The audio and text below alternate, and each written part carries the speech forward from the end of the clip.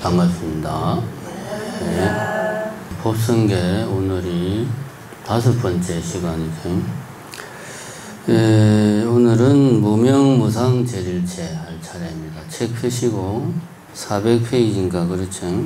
자, 오늘은 3번째 줄 무명무상제릴체. 이름도 없고 모양도 없고 일체가 끊어졌다. 무명무상제릴체. 자, 요거를 오늘 할 차례입니다. 법성계 구성 저번 처음 시작할 때 아주 간단하게 이야기했지만, 처음에 네 구절은 이제 깨달음 그 자체를 이야기하는 거다.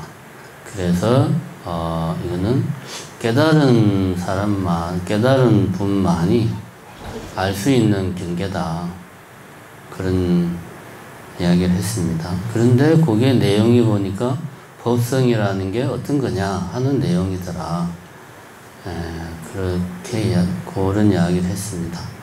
자세한 이야기는 유튜브를 보시고, 이제 오늘은 3번째를 할 건데, 무명무상제릴체.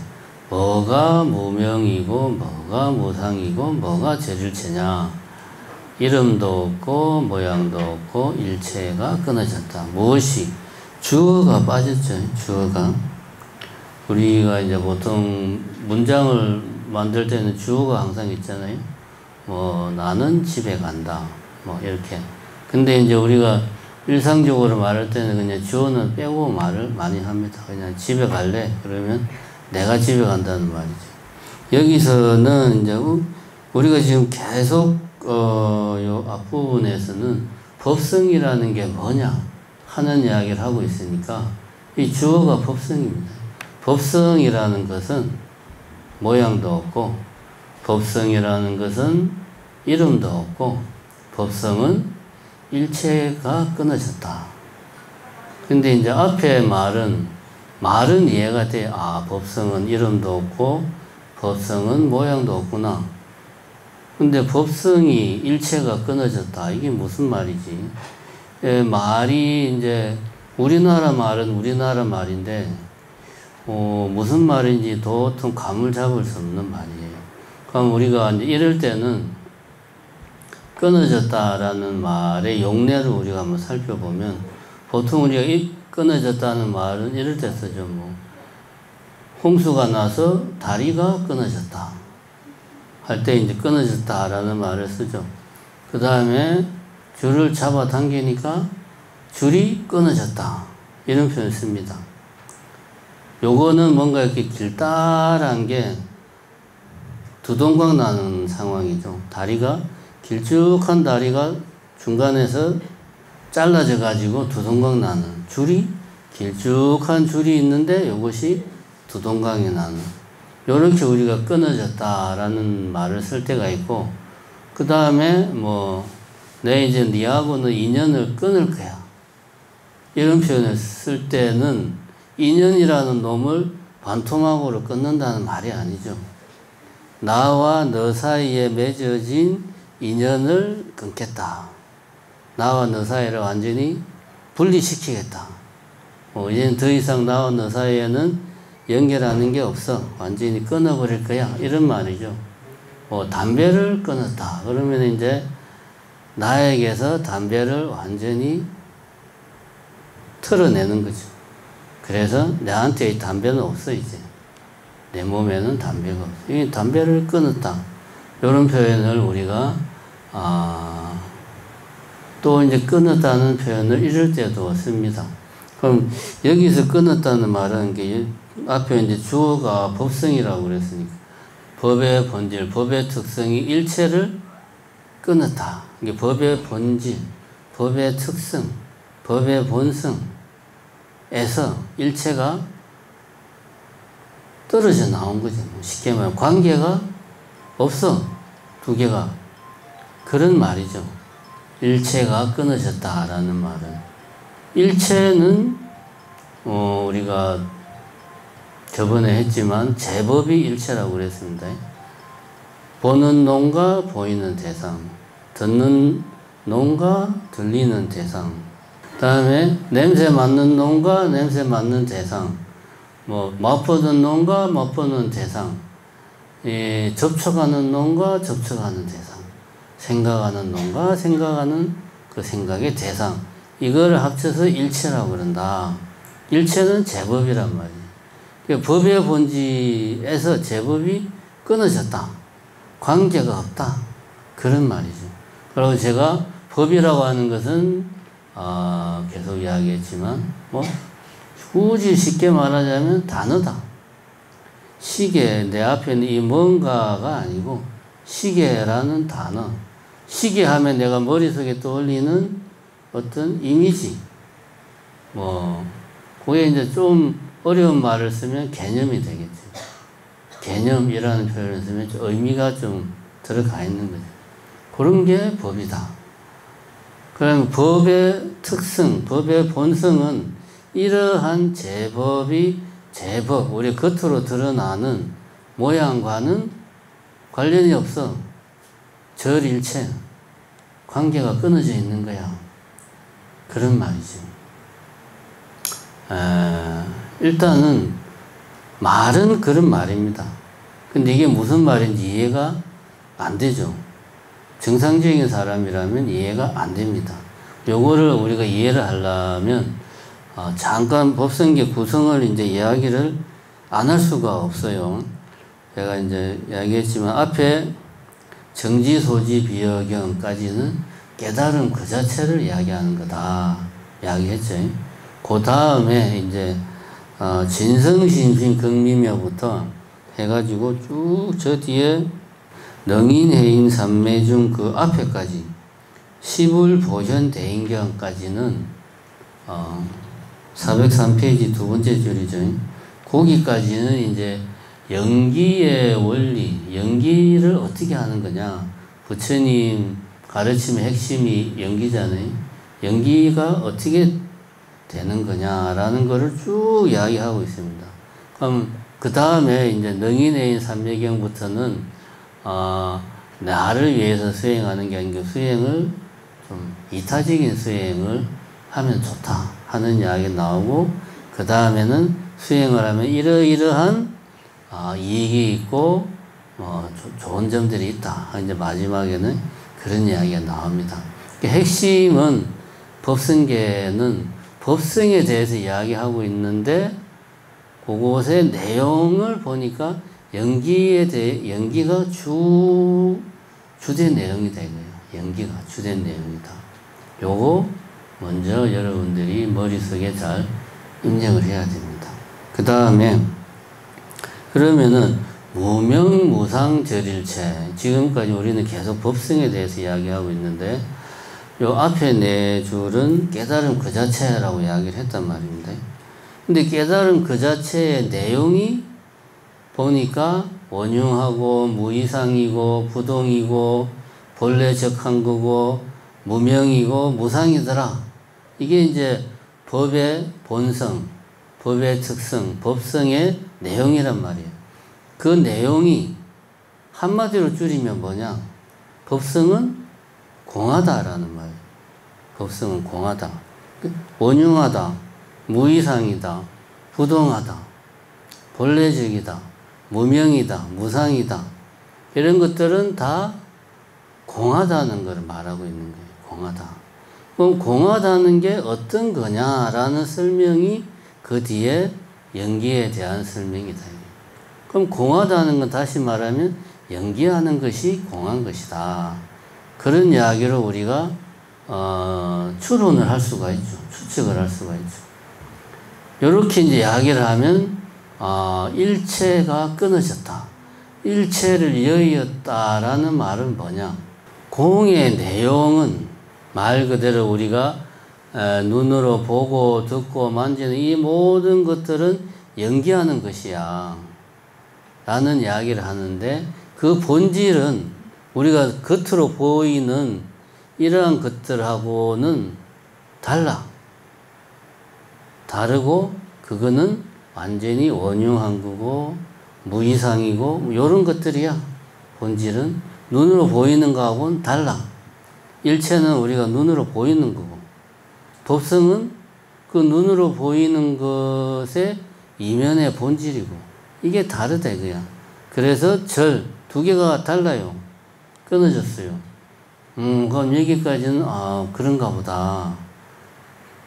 공은 원흉하고 무이상이고 부동이고 본래적 한 거니까 우리가 눈으로 보는 것들은 끊임없이 변하고 고통스럽고, 우리가 눈으로 보는 것들은 그런 것들이니까 다르구나. 이해가 되는데 그러면 그게 구체적으로 뭐가 어떻게 다르다는 거냐. 아주 쉽게 말하면 이거죠. 아까 제가 법이라는 게 그거라고 그랬지. 예를 들면 시계. 그러면 시계 하면 내 머릿속에 떠오르는 이미지. 시계라는 단어. 시계라는 개념. 이게 법이다. 그럼 이거는 뭐예요? 내 눈앞에 있는 이거. 이거는 뭐라고 말을 할 수가 없다. 뭐라고 이름 붙일 수가 없어요. 무명이야. 이거는 딱 정해진 모양이 없어. 무상이야. 이거는 원흉한 거야. 그러니까 우리가 두 눈 뻔히 뜨고도 공성을 눈을 뜨고도 바로 내 눈앞에 있는데 못 보는 거예요. 쉽게 말하면. 이미 이 세상은 극락정토야. 쉽게 말해서. 극락정토인데 우리가 눈이 안경을 우리가 새까만 안경알을 쓰고 있어가지고 안 보이는 거예요. 그럼 이 세상이 어두컴컴한 겁니까? 내 눈이 잘못된 겁니까? 내 눈이 잘못된 거지. 그 안경만 벗으면 돼. 세상은 내가 잘못된 안경을 쓰기 전에도, 안경을 쓰고 난 뒤에도 똑같아요. 극락정토야. 그 자체는 광한 거예요. 그러니까 법성과 일체가 끊어져 있다 하는 말은 머릿속에 시계라는 이미지하고 내 눈앞에 보이는 뭔지 모를 말로 표현할 수 없는 이것은 다른 거야. 근데 우리가 착각을 해. 이것이 시계라고 우리가 착각을 한다는 거죠. 거기에서부터 모든 고통이 시작된다. 이런 의미가 절일체가 담고 있는 말입니다. 벌써 15분이 흘렀네. 무명에 대해서 이야기를 하자. 이름이 없다. 법성계는 어렵습니다. 말하는 저도 잘 모르고 이야기하고. 그러니까 당연히 듣는 여러분들도 뭔 소린지 제가 10마디 하면은 한두 마디는 알아듣는데 나머지는 그냥 왼쪽 귀로 들어왔다가 그냥 오른쪽 귀로 나갑니다. 그래도 자꾸 들으면 개 중에 한두 개가 좀 게으른 놈들이 들어왔다가 나가야 되는데 안 나가고 내 머릿속에 남아있는 애들이 있겠죠. 그런 애들이 쌓이면 이제 이게 이런 말이구나 이해하는 겁니다. 그러니까 뭔 소린지 몰라도 그냥 제가 항상 강조하지만 아는 척 하다 보면 진짜 알게 돼요. 모른다고 내 자신한테 체면을 걸면 안 돼. 나 다 아는 이야기야 하고 자기한테 체면을 걸어야 돼. 어쨌든 이제 무명에 대해서 이제 이야기를 해보죠. 이름이 없다는 게 무슨 말이냐? 쉽게 말하면 이게 우리가 상식적으로 이해가 안 돼. 왜 이름이 없어? 이거는 뭐 아이패드 이름이 있죠. 시계 이름이 있고, 책 이름이 있고, 카메라 이름이 있고, 하늘 이름이 다 있습니다. 근데 왜 이름이 없다고 그러지? 근데 우리가 잘 생각해 봅시다. 예를 들면 여기 내가 있어요. 나는 대한불교 조계종과의 관계에서는 스님이요. 그죠? 그리고 나는 우리 어머니와의 관계에서는 나는 아들이고, 내 조카가 보기에 나는 삼촌이고, 삼촌이 보기에 나는 조카고, 내가 도청 앞에 길을 가고 있다. 그러면 나는 그냥 길을 지나가는 행인이고, 길을 가다가 배가 고파서 중국집에 들어가서 짬뽕을 먹으려고 중국집에 들어갔다. 그럼 중국집 주인한테 나는 뭡니까? 손님이죠, 손님. 그럼 나는 스님이기도 하고 아들이기도 하고 삼촌이기도 하고 조카이기도 하고 행인이기도 하고 손님이기도 하고 이게 다 나예요. 나한테 이런 이름들을 다 부여할 수가 있어요. 어느 게 진짜 내고 나머지는 가짜냐, 가짜 내 이름이냐 따질 수가 없죠. 다 내가 맞아요. 이 모든 이름들이 다 나를 가리키는 거예요.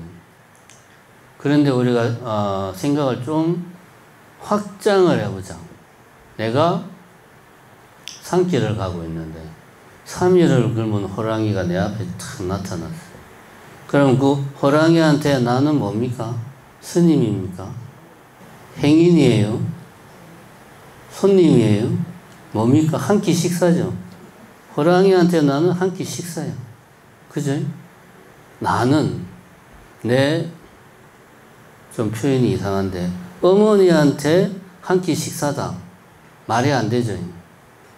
내 어머니와 관련되어서는 나는 그냥 아들이에요. 호랑이와 관련해서 나는 손님이야. 말이 안 되죠. 그러니까 내가 아들이다. 삼촌이다. 조카다. 행인이다. 손님이다. 스님이다. 말을 하려면 반드시 먼저 그것의 어떤 그 원인, 조건이 있어야 돼요. 예를 들면 아들이다 라고 내가 결과적으로 아들이야 라고 말을 하려면 엄마라는 원인이 먼저 있어야 돼요. 엄마라는 조건이 있어야 이것이 인연이 되어 가지고 인연이 되어서 아들이라는 결과가 일어난다, 생긴다. 이게 뭡니까? 연기. 이게 연기예요. 근데 조건이 호랑인데 결과가 손님이라는 결과가 생긴다. 이런 일은 없어요. 항상 원인에 따라서, 조건에 따라서, 인연에 따라서 거기에 의지해서 결과가 생긴다. 이게 인연입니다. 나에 대한 이름도 나에게 하는 고유한 뭔가가 있는 게 아니고, 그렇죠? 어떤 때는 스님, 이게 인연이 뭐냐에 따라서, 어떤 때는 삼촌, 어떤 때는 조카, 어떤 때는 한 끼 식사, 어떤 때는 손님, 이게 바뀌는 거예요. 그럼 이렇다면 이 중에 어떤 게 진짜 내 이름이냐? 딱 꼬집어 말할 수 없으니까 이거는 이름이 없는 거나 마찬가지 아니냐라고 우리가 생각할 수가 있습니다. 근데 이거는 그렇게 생각을 하는 거고 약간 억지 주장이죠. 그럼 지금 이야기를 좀 더 발전을 시키자. 이번에 그러면 다른 예를 들어봅시다. 쉽게 이해하기 위해서. 여기에 나무 토막이 하나 있어요. 나무 토막이 있는데 이 나무 토막을 활활 타는 불 속에 집어넣으면 우리는 그거를 뭐라고 부릅니까? 그런 경우에는 이제 불쏘시개, 장작 그렇게 말을 하죠. 이 나무 토막이 하나 있는데 요거를 가지고 내가 갑자기 도둑놈이 들어와가지고 내가 나무 토막을 들고 막 도둑놈을 펴가지고 도둑놈이 상처를 입었어. 머리가 깨져서 피가 철철 났어. 그러면 이 나무 토막은 도둑과 싸웠다라는 그 어떤 그 상황, 조건에 인연이 되어서 얘는 그것이 이제 결과가 되어가지고 그러한 결과가 나왔다. 그러면은 이럴 때는 우리는 이 나무 토막을 그냥 나무 토막이라 안 하고 예를 들면 몽둥이라고 이야기를 하는 거죠. 이 어떤 나무 토막이 있는데 내가 이 나무 토막을 가지고 한옥을 집을 지었어. 그 중에 나무 토막 하나를 썼어. 그 기와 밑에 우리가 말하는 석가래로 나무 토막을 썼어. 그럼 그때는 이 나무 토막은 그냥 나무 토막이 아니고 석가래가 되는 거죠. 이름이 다 다르지.